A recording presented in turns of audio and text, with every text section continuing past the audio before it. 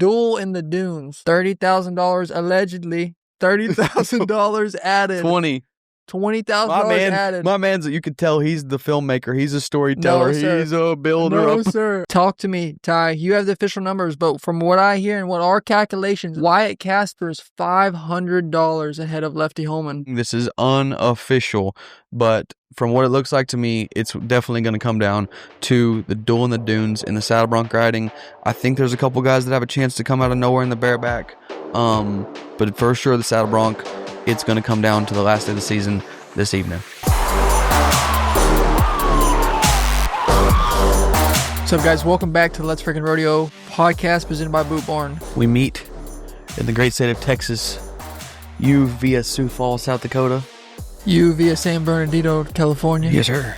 A long way, too. We met in the middle, literally. Kind of. I guess it's the middle. I wouldn't really say that. The middle would have been... kind of like a corner. Yeah, I don't know. Somewhere in Utah probably would have been the middle. For one purpose. We're here for one purpose. We realized the demand for bubble stories, the bubble watch. So today, we met. It's Monday. We're releasing this podcast tomorrow. Tomorrow is the last day of the regular season. Yep. And first off, bear with us because this was our first time doing it last week.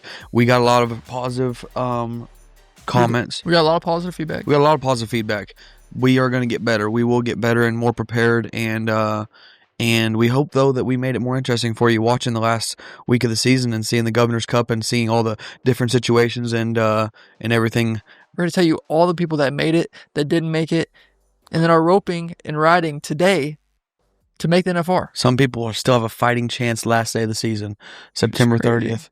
They put in a rough stock. It's not extreme broncs, but it's like a bronc match type but deal. It's bareback, saddle bronc, bull ride. Yep. In Colorado at Survey Ranch. Then there is a rodeo in South Dakota, Eagle Butte, South Dakota. One rodeo left. And then there's also a steer roping in Stephenville, Texas. It's a standalone steer roping that the couple guys are still fighting for those last couple spots in the steer open. So last day of the season, it has been a marathon. Cole. Yes, sir. You were right there at the Governor's Cup, front and center, getting all the action, man.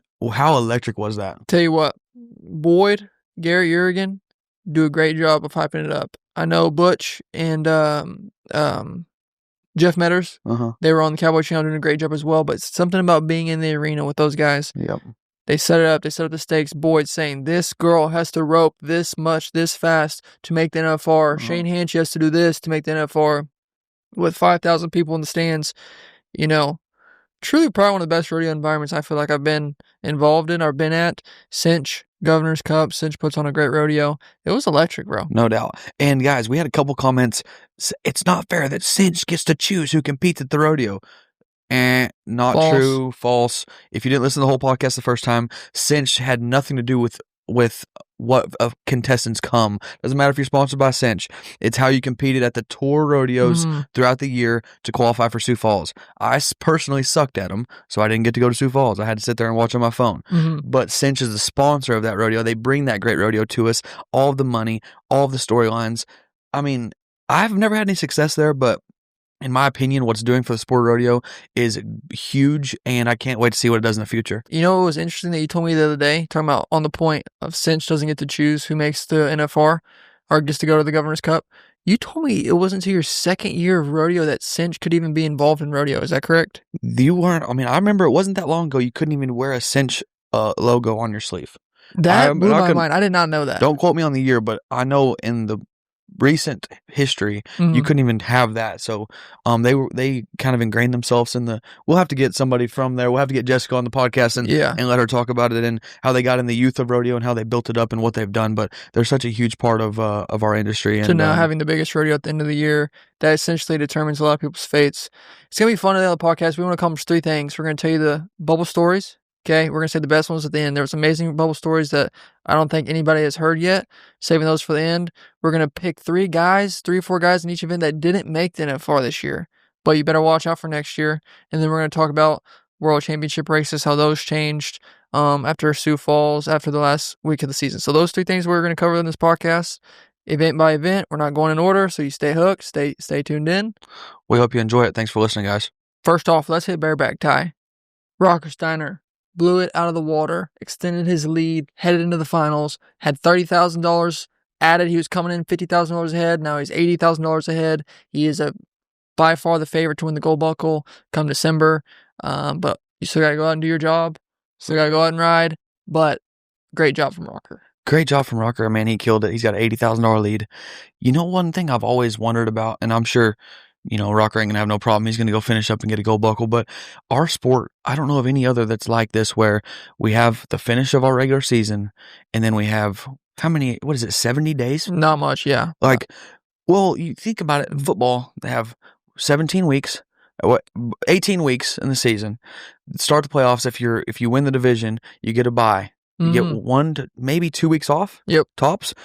Playoff game. Super Bowl. Yeah. A week, maybe a playoff game, a week off, and then Super Bowl.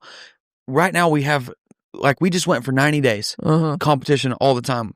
We're one sharp. a day, everything. One every other day. Now we have 70-something days before we compete again at the highest level. Like, how are you going to stay hooked? How are you going to keep your rhythm? Everybody's different, I think. You know, I think some people, you got to practice a lot. Some people probably don't practice as much. Some people go to the jackpots, go to the amateurs, go compete different places.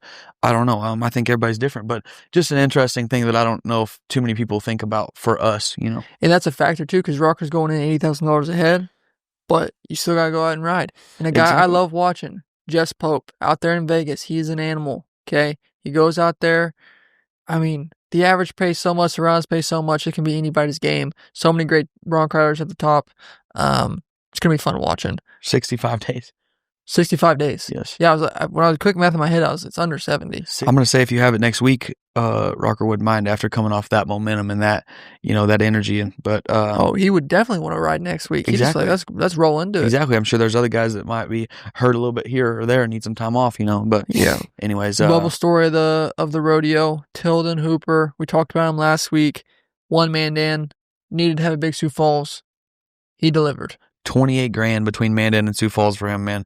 PRCA and Cinch and all these people coming forward with this money, the Rough Rider Cup, the Governor's Cup, the last 2 weeks of the season, it gives a guy like Tilden a chance to come from nowhere and save his year. And looks like he's gonna be headed to Vegas. In the rough stock events, bareback, saddle bronc, and bull riding, there's still one event left. What do they call it? The Duel in the Dunes. Duel in the Dunes. And Colorado Derby Ranch, right? Allegedly, that's the name. Pat McAfee, shout out to you. Thank you. We learned allegedly. Yeah.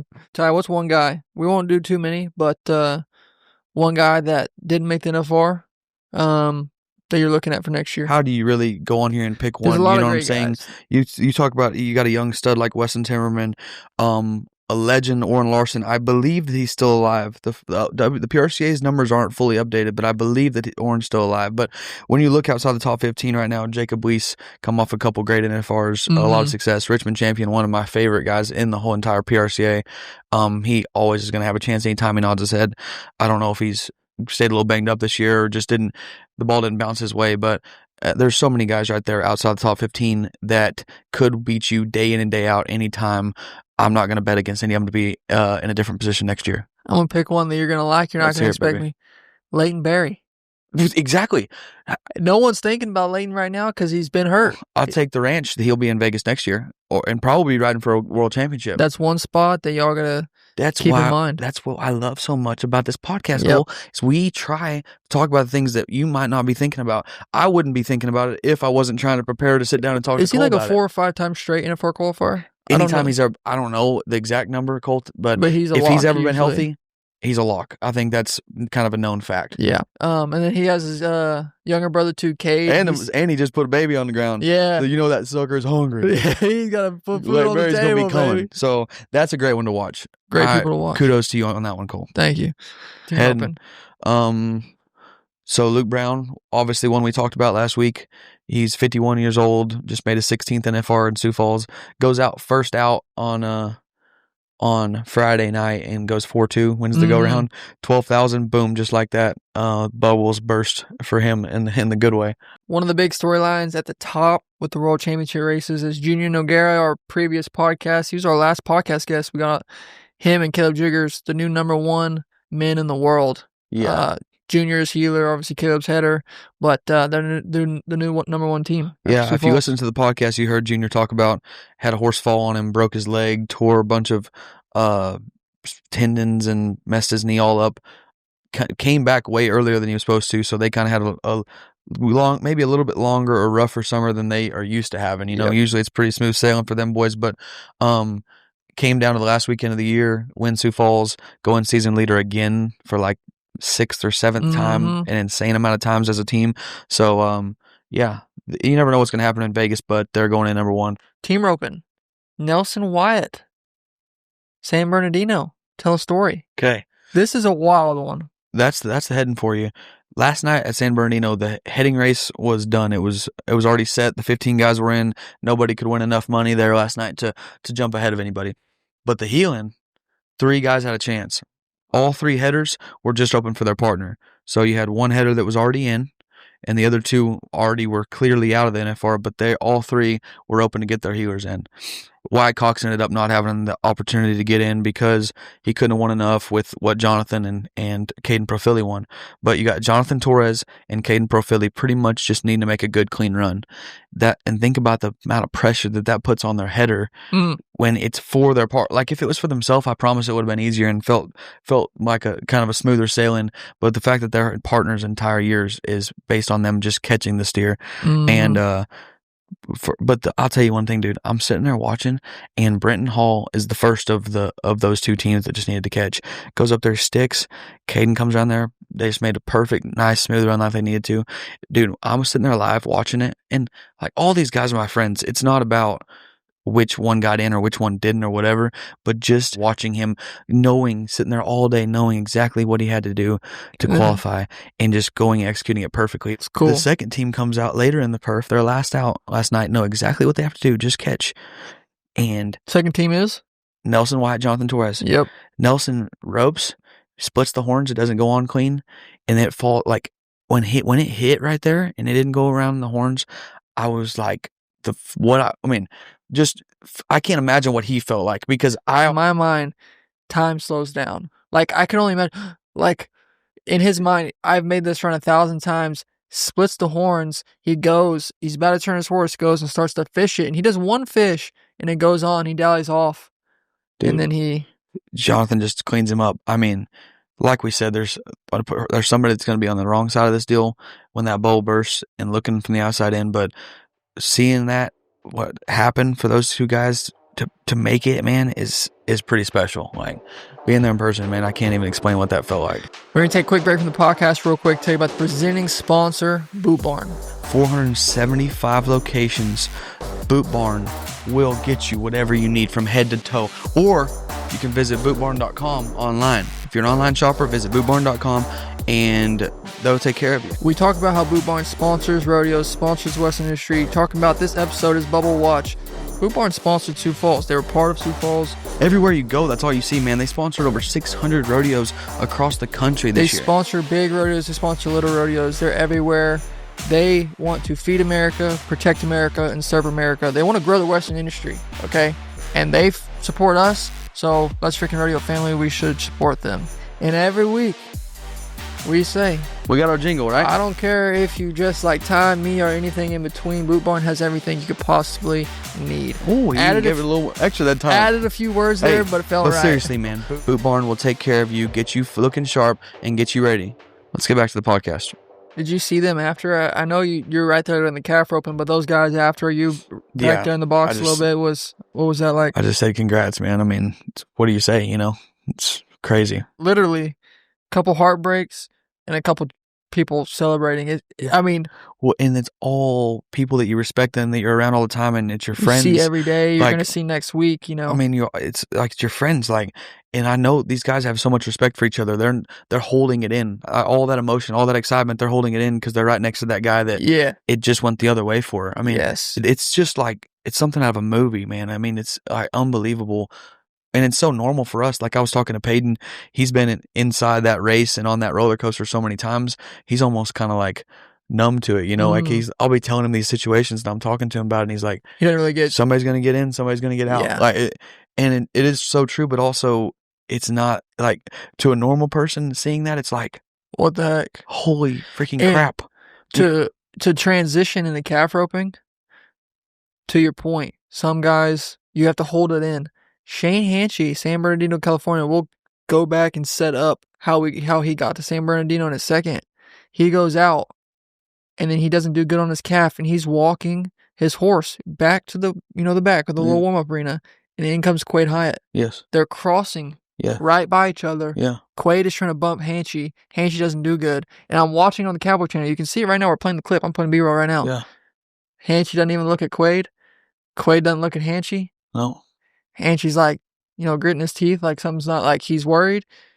But in another world, I wonder if this is NBA or NFL, if he ain't jacking with Quade Hyatt, before his run, or Quade ain't jacking with Hanchey before his run. I think that's how it was back in the day. I think a lot of them boys would have been jawing at each other, But Hanchey did. Anyways, let's get into the story. Set up the standard. I don't want to ruin it too much, but come Sioux Falls, you hear Boyd and I don't know what Butch Knowles and Jeff Meadows are saying in the box, but Hanchey, essentially, if he made the 4-man round at Sioux Falls, he clinched his ticket. His 16th consecutive NFR.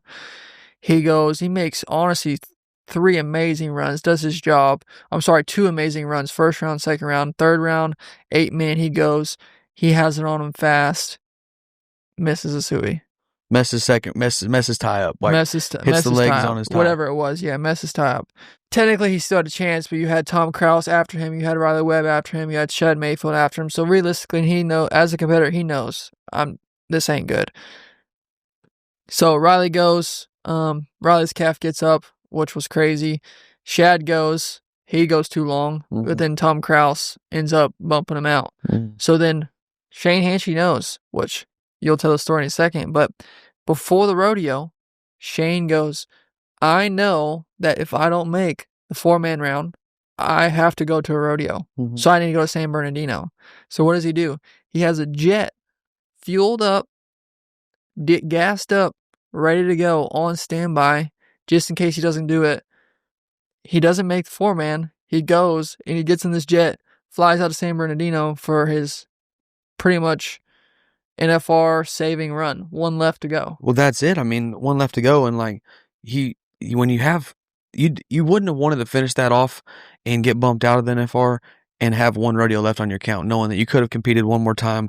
Just the chance, I don't know. I think it'd be hard for me to sleep at night knowing that I had left 1 on my count and didn't make it. He was trying to decide if he needed to go to California that night, because that jet's expensive. It wasn't this ain't no commercial flight Southwest to San Bernardino. No, I mean, make it with some time left. This is a private charter, expensive plane, and he's having to make the decision: do I make this investment to make the finals? And the way that it worked out, he didn't have to go to San Bernardino. He didn't do any good. He didn't win any money there, but he still made the national finals. So technically, he didn't have to go. But it's amazing how this sport works and how this world works, because him having that plane sitting there is how it ties into our steer wrestling story. So Gavin Swallow walks out of the arena thinking that his year is over. He's done. He just missed the NFR by about $957. And Hanchey walks up to him and says, hey, man, just letting you know, I know you're up at San Bernardino tonight. I got a plane here, and if I don't make the 4-man round, I'm going. So Gavin don't hesitate. He don't nothing. Just with 100% confidence says, I'm going. Let's go. He goes to San Bernardino that night. He's 900 back. What place did he get? He won second. He won 2,600. Won 2,600. He needed to win $950. He has 1 run to go. Shows up to San Bernardino, wins second, makes the national finals. If Hanchey doesn't go up to him and tells him he has a jet plane, he's not going to Vegas. He's not headed to Vegas. It's totally year-changing, life-changing moment and day and run. And kudos to him, because just getting on that plane didn't punch his ticket. He went, called the guy, said, hey, can you get this horse over here? He had found the horse that he wanted to ride there, saw the steer he had, and went and executed. What's the guy you're looking at for next year that unfortunately didn't make it this year? Oh, I mean, how do you not look and see Dalton Massey, season leader 2 years in a row? Didn't have the year that he wanted. I think especially in the summer, just usually you get used to seeing Dalton Massey's name on the freaking top of the list every single time. So, be hard for me not to bet. I'm going to say Dalton Massey's my guy to watch for next year. Hard not to pick him. Cash Rob won the average right last year. I mean, those are the two these obvious guys. picks. Yeah, a lot of great guys in there other than those two. But anybody the Bulldogging is so deep. All those guys could win any given day, man. Exactly. It's unbelievable. The stakes going into San Bernardino for the calf roping essentially, it's Hanchy and Quaid. At this point, it seems as if Kyle Lucas is, he's in. Comes down to Quaid, Hanchy. Well, if Quaid and Hanchy both won like top 3 holes, they could have bumped Kyle out. Yes. See, this is why I need you. They're my statistician right here. So that happens. Hanchy goes out. He ropes the back leg of the calf. No time, gets the buzzer. First off, I can only imagine. No good at Sioux Falls. You go out there, San Bernardino doesn't fall your way. And I think, essentially, correct me if I'm wrong, he has to sit there and watch from behind the chute at what Quaid does to determine if he makes his 16th consecutive NFR. Yeah, I mean, at that point, when he didn't win anything, the ball was out of his hands. Hanchy ends up qualifying for his 16th consecutive. Unfortunately, Quaid didn't get it done, but Quaid made the NFR last year. He's definitely not going nowhere. He's a guy to watch for next season. Mm-hmm. Yeah, so many talented ropers. Buck Calhoun, Corey Solomon, Tyson Durfee. Those are Marcus Costa. So many guys right there, that 16th through 21st spot. I'm calling it right now, buddy. Rookie race next year. I know it's not the national finals and it's way in advance. Keep your eyes out on the calf rope and rookie race. Brody Clemens and Kyan Wilhite is going to be something to watch, stories I would say, about them two boys. Them two boys are highly talked about, and they for a good reason. So, story we got to talk about. Sad. I don't know if it's sad. It's not an exciting story. However you want to describe it, but this is the first time in over 10 years that Tough Cooper won't make an NFR. Yeah. Wow. We almost forgot to talk about it. Yeah. He made a pretty sentimental Facebook post about it. I think that will explain things a lot better than we could, probably. But he can tell you more about what happened throughout his year. You look at his Facebook posts or whatever. He breaks it down pretty good. But I'll say this: maybe fans can wake up and realize that they do not just put your name down in December. Mm-hmm. If there's anything you can learn from this, because everybody just thinks that Tough Cooper's just going to be at the national finals just because he's Tough Cooper. Or there's multiple different people in every event. It happens every year, but there's so much that goes into this, and sometimes the ball bounces away, sometimes it doesn't. Yeah. Haven Medjid has one of the best 60 days I've ever seen. Well, great comeback. Didn't get to go to Puyallup, didn't get to go to Sioux Falls, didn't win anything at Mandan. Goes to Mexico, goes to these little rodeos. Turns out a month. Doctor releases for a month out of the summer. We know our summer run is where a lot of the money's won. He turns out for a month of it, and has a heck of a comeback to make his 7th straight NFR. Kincaid Henry ends up getting a big dub. I think, bro, we didn't talk about this in the steer wrestling, the calf roping. And I don't know if there's another event. All last guy walk-offs. The last guy who went had to be fast, won the rodeo. Kincaid Henry goes last, wins the rodeo.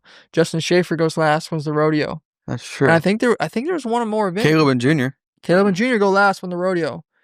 And they had to do it all 3 events. Yes, they did. Kincaid Henry 7-4. Had to be 7-5, go 7-4. Kincaid Henry. I know we got to move on. We're kind of staying on tight on roping a little too long, but Kincaid Henry to me is one of those guys. First couple years ago, he rides the bubble, but just makes big runs, gets it done when he needs to.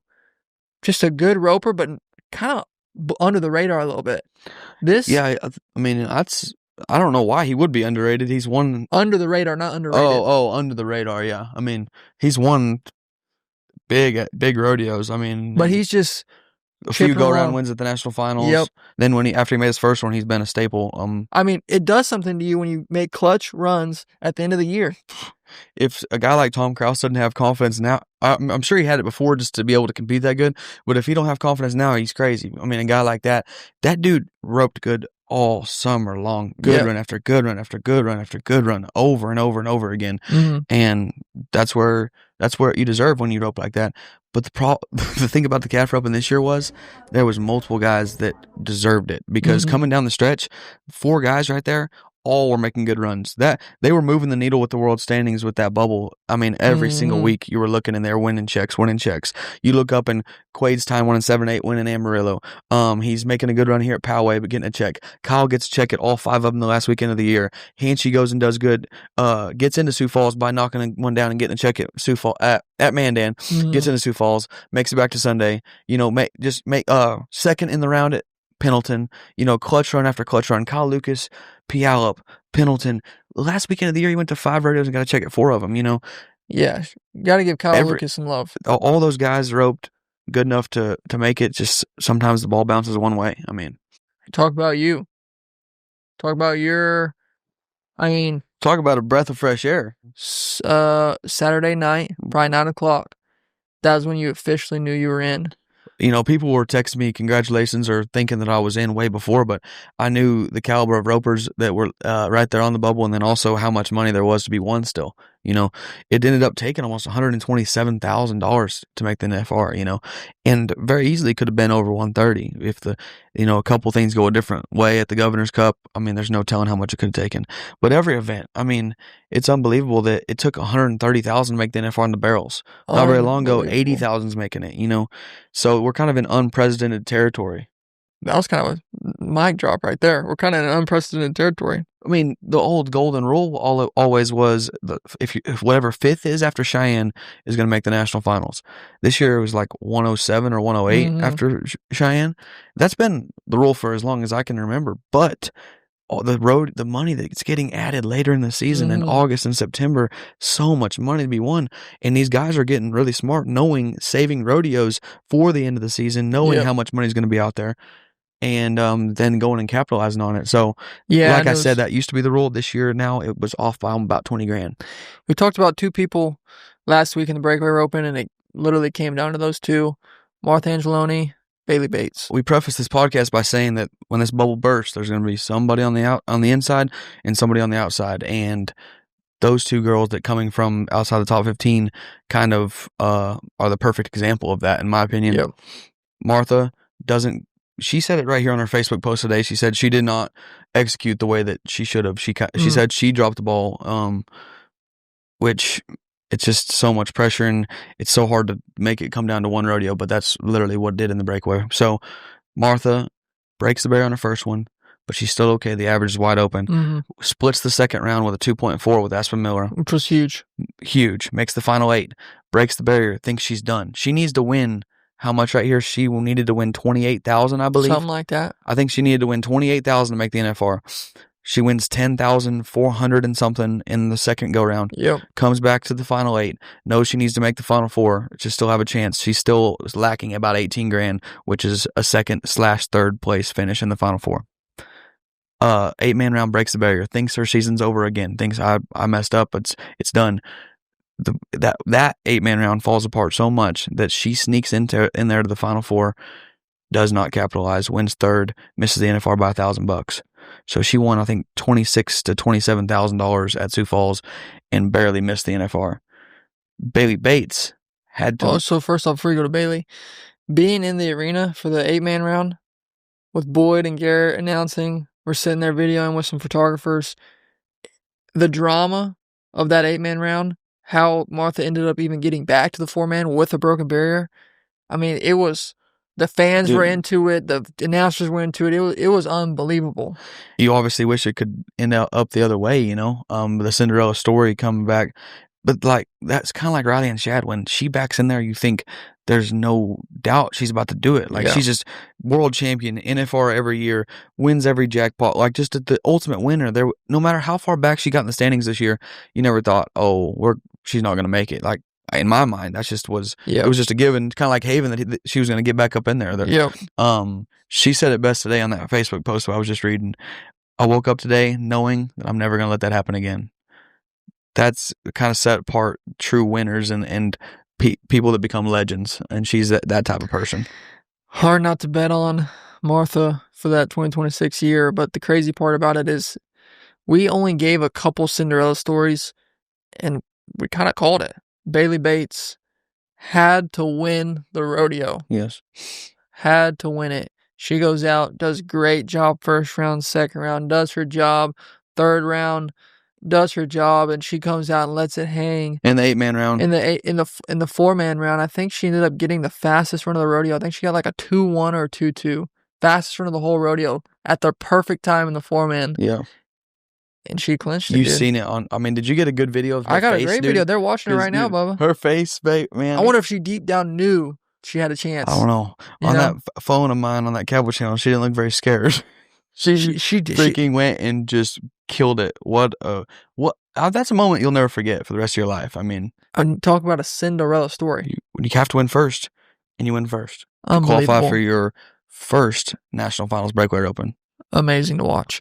Barrel racing. Next, we called it Halen lied. She was in 17th place for the rodeo. Guess what, Ty? Wins the rodeo. $32,000, clinches her spot at the NFR. The second story, Trisha Aldridge, she was like 13th before this rodeo. Bumped down to 15th, I think, when she ran there, actually, I believe. She gets second in the rodeo. Yeah. So first and second, both bubble watchers. Another kind of storyline to watch in the barrel racing, Haley Kinsel, first round, knocks over, I think, the second or third barrel. 14:38.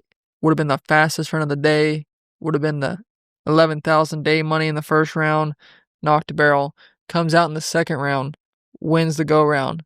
If she doesn't knock that barrel, she's freaking first round, second round, 22,000 going. Who knows what happens in the 8-man and 4 round? It's a game of inches. I mean, every event, whether it's a point, like we said, a point in the bronc in the judged events, or a 10th in the timed events, or this much on the barrel, this much on the barrier. It's just a game of inches. So we said that our two bubble girls, Halen lied, and not our Cinderella, not Michelle Alley, but Trisha Aldridge and Halen lied, did what they needed to do, punched their ticket. That also means that most of the money was won by those bubble girls. Yep. So I looked earlier, and it's less than a day money separating first through fourth in the world. You got Cassie Mowry, Brittany Tanazi, Emily Beisel, Haley Kinsel. 4 juggernauts in the barrel racing industry. And they're like, when we say day money, that means that the go round pays $37,000, like we said in Vegas. Well, there's only $30,000 separating those 4 ladies, so really it's anybody's game. Hey, don't forget about Carly Otero. She made the Final 4 at Sioux Falls. The standings, as we're doing this, the standings take a while to update, so they're not updated. Shit. She has. Oh shit! So top 5 ladies in the world are about a go round win away from each other coming into the finals. Anything could happen. Unbelievable. Bull riding, obviously the major one. We called it in the podcast. We said last week's podcast, if Kyle Hamilton wins, he's cementing himself in the World Championship race with Wacy Shala and Stetson Wright. And also, let us not forget, I wanted to make a point of this right here. We didn't mention one key name that needs to be mentioned, Tristan Hutchings. Yeah, dog. He is a dog. He's in the top 4. He also is fighting for a world championship. I just need to mention him. But Kyle Hamilton won the first round, got him a $5,000 check in the second round.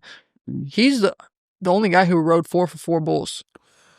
Wins the rodeo, wins almost $50,000 just at Sioux Falls, won $18,000 at Mandan. So he won almost $70,000 in 2 rodeos. Wow.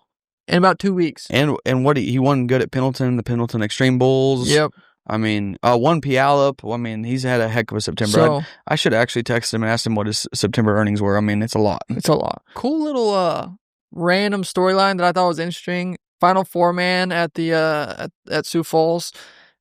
First 2 guys didn't ride. 2 guys left. It's Tristan Hutchings versus Kyle Hamilton. In my brain, I'm like, yo, it's Cinch versus Wrangler. Cinch's best man. Wrangler's best man, or you got Stetson and Wacy, but it's it just is cool little brand like battle, I don't know, I just thought that was neat. That is true. I didn't even think about that. I was like, this is Cinch versus Wrangler right now. Wrangler got this one, but Cinch with Tristan Hutchins, you can't bet against him. Is a poster boy for Wrangler or Resistol. He should be, because that dude, he is a cowboy. Freaking denim and a cowboy hat, son. That's freaking rodeo. Yes, sir. He's the epitome. Dude, young blood coming in there. It's hard in every event, but the bull riding, man, every single year, rookie after rookie, young guy you've never heard of, boom, he's got 200,000. When it's like, holy crap, where'd this dude come from? One of them, Hayden Welsh, he's on his permit and he's won 150,000. Wacy Shala, he had heck, honestly. But I was talking to him after, Championship Sunday, I think it was before the 8-man, he has something with a joint in his back. If you watch on the Cowboy Channel these videos, every time he gets off of a bucking horse, every time he gets off a bull, he's limping. And, he said on a bull, it's fine. Like, it doesn't hurt as bad. But when he's riding barebacks, because it's on his back, and he's just, Dude, talk about two physical events. Like, you think about it, every time he goes somewhere, he's getting on at least a bareback horse and a bucking bull. I mean, that's two freaking violent events, buddy. Full contact. The first round, Friday, he got on 4 animals. He got a re-ride in the bareback and a re-ride in the bull ride. That's what I'm saying. At least 2. This dude had to get, so that's 4, 6. That could have been 10 freaking animals. I mean, that's rodeo. Bucking horses. In my mind, you shouldn't even come to the rodeo. That should be the new, rodeo format. You get on 4 animals a day. You know what I'm saying? You rode 4 calves a day. We'd have to retire 26-year-old bull riders would be bareback riders and bull riders. I mean, but hey, that dude's fun watching though. Yeah. Dude, I'll tell you one thing about the bull riding. Anything could happen with the ground money and the fact that, let's just be honest, the way the bulls buck, it's probably not a lot of guys, probably not anybody going to ride 10. No. If they do, they'll probably be the only one. Yeah. So anybody can come from anywhere. But also, it's not just a world championship race. It's going to be really interesting to me at the finals. There's 4 rookies that made the national finals in the bull riding. Quinn Anderson's one. Quinn Anderson, Hudson Bolton, Bryce Jensen, and Luke Mackey. Last year was a story. Cooper James came back from way far down to make the, finish second behind Josh Frost. Also, the fact that I just said that made me for next year. Do we have word on when he's coming back, Josh Frost? What's the deal? He's PBR, isn't he? Is he PBR? Yeah, I believe so. No, we lost a good soldier, man. we lost a soldier to the PBR, man. Love the PBR, but man, come on, Josh. We need you out here. You're a goofball. Man, thanks everybody for listening. Hold on. What? Saddle bronc, bro. Oh, shit. Last one. Save the best for last. You thought we forgot it. We didn't forget it. Today, Tuesday, Battle in the Dunes. The Duel in the Dunes. $30,000 allegedly. $30,000 added. $20,000 added. My man's, you could tell he's the filmmaker. He's a storyteller. No, he's a builder. No, sir. I got insider reports from Cade Bruno. He texted me, a guy can win $5,000 out there. It's enough. Talk to me, Ty. You have the official numbers, but from what I hear and what our calculations, allegedly, Wyatt Casper's $500 ahead of Lefty Holman. I haven't heard anything. This is unofficial, but from what it looks like to me, it's definitely going to come down to the Duel in the Dunes and the saddle bronc riding. I think there's a couple guys that have a chance to come out of nowhere in the bareback, but for sure the saddle bronc, it's going to come down to the last day of the season this evening. Q Taylor ends up winning second. I think he split second with Damian Brennan at Sioux Falls. Came out of nowhere, clinched his spot to the NFR. Ben Anderson, he made the 8-man, guaranteed Q 4,000. Taylor's first one too, right? What's that? I think this is Q Taylor's first NFR. First NFR, yep. Young guy. Logan Hay. Logan Hay was the story, one of those bowl guys. Came storming back, had been balling out, and just came up a few points short. So I was looking at those, Logan? Yeah. The saddle bronc, it's for sure going to be a race, and I didn't say the only. Yeah. Wyatt and. So Logan still has a chance. Allegedly. I don't judge.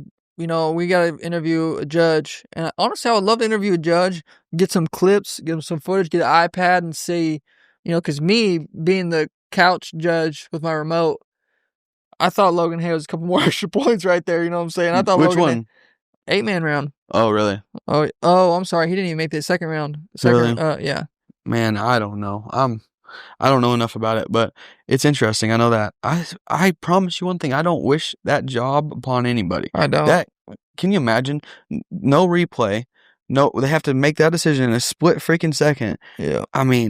Golly, and they can't converse it. They can't nothing. It's just boom, live. While they're out there kind of dodging for their own gosh darn life, if that bucking horse goes a certain way, they got to be adjusting, moving, and seeing it all. Seeing what the horse is doing, seeing what the guy's doing.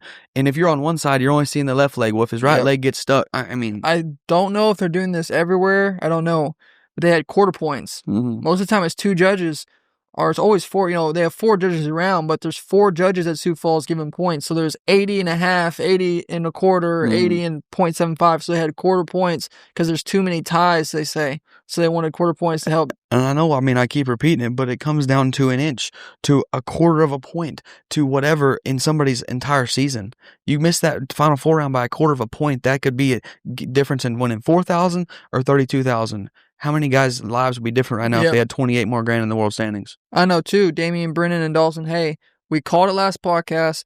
If Ryder Wright won the rodeo, he would have been not untouchable, but it would have been tough to catch him. But Damian Brennan split second with Q Taylor, and Dawson Hay won the rodeo, plus 32,000, plus about 20,000. So now we got us a gold buckle race coming at far. I cannot wait. Ryder Wright, just letting it be a little bit more interesting for your documentary. He wanted more guys. I think he's looking out for me. He's looking out for Cole's documentary because more guys got a chance right here to come in. It's going to be a 10-header between, some of the best bronc riders we've ever seen. Like we talked last week about Ryder and Zeke, but how amazing. And also we didn't mention Casey Tibbs. So when you talk about best bronc riders of all time, about that. When we talk about best bronc riders of all time, I'm sorry about my lack of information, but you got Casey Tibbs, you got Dan Mortensen, you got Billy Atbauer, and I'm sure there's other ones that we could throw in there that I'm not even thinking of. Mm-hmm. But I will say this: if Dawson, Cade Bruno, Brody Kress, Brody Wells, you can keep naming them for freaking days. If all these guys are competing with 2 of the greatest, Zeke and Ryder, in their prime right now, how great are they as well? The saddle bronc is so deep. It's so tough. I can't wait to see when your documentary comes out, man, because that is a hell of an event, which I love all the events, but it is amazing how deep it is and how tough it is right now. It's a phenomenal time to be a fan of saddle bronc riding. I personally have learned a lot following these guys around. A lot of legends, Zeke's dad, Dawson's dad, Rod Hay, just being in the same room with those guys and these older generation guys talk about their heyday, horses back then, guys riding back then, how competitive it was back then. I'm honestly just learning about the complete industry in sport of saddle bronc riding. Clinics, young guys learning how to become a saddle bronc rider, how to become the best. I'm just really seeing behind the curtain, and I'm really excited. I hope some way in this documentary I can encapsulate it to show you all the stuff I'm learning. But saddle bronc is definitely one of my new favorite events for sure. I don't know about you, Cole. Mm-hmm. It's a long old road, like Super Duper said. It's a long road. I'm ready to get me some sleep. Yes, sir. I'm glad I'm in there. Glad we punched our ticket. We'll see you in Vegas.